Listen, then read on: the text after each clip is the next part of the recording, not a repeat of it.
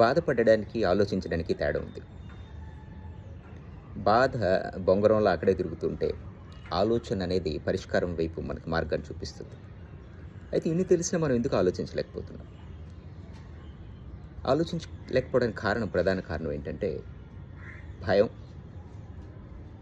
భయం ద్వారా పుట్టుకొచ్చినటువంటి ఆందోళన, దాని ద్వారా వచ్చినటువంటి విసుగు.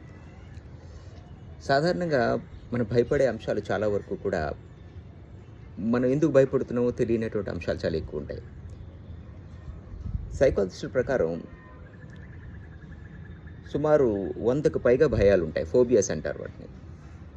ఎత్తైన ప్రదేశాలు చూస్తే భయం, నీటిని చూస్తే భయం, ఇరుకైన ప్రదేశాలు చూస్తే భయం, ఇలా చాలా ఫోబియాస్ ఉంటాయి. అయితే వాటిని మనం చాలా వరకు కూడా అధిగమించేటటువంటి భయాలు ఉంటాయి. కానీ మనం వాటిని అధిగమించడానికి ప్రయత్నాలు అయితే చేయం. భయాలను అధిగమించడానికి చాలా సులభమైనటువంటి మార్గాలు ఉన్నాయి. మనలో ఎప్పుడు కూడా కొన్ని సంఘర్షణలు జరుగుతూ ఉంటాయి. కొన్ని విరుద్ధ అంశాల మధ్య సంఘర్షణలు జరుగుతూ ఉంటాయి. ఉదాహరణకి భయం, నమ్మకం. భయానికి, నమ్మకానికి ఎప్పుడు కూడా సంఘర్షణ జరుగుతూనే ఉంటుంది. భయం శక్తివంతమైందే, కానీ నమ్మకం అంతకంటే శక్తివంతమైంది. సో మనలో నమ్మకాన్ని నమ్మకం ఎంతో కొంత ప్రతి వ్యక్తిలో ఉంటుంది. సో నమ్మకాన్ని మనం ఎంతో కొంత పెంపొందించుకోగలిగితే భయం తనంతలదే తగ్గిపోతుంది. సాధారణంగా భగవంతుడు మనిషికి ఇచ్చినటువంటి గొప్ప వరం ఏంటంటే ప్రశాంతత.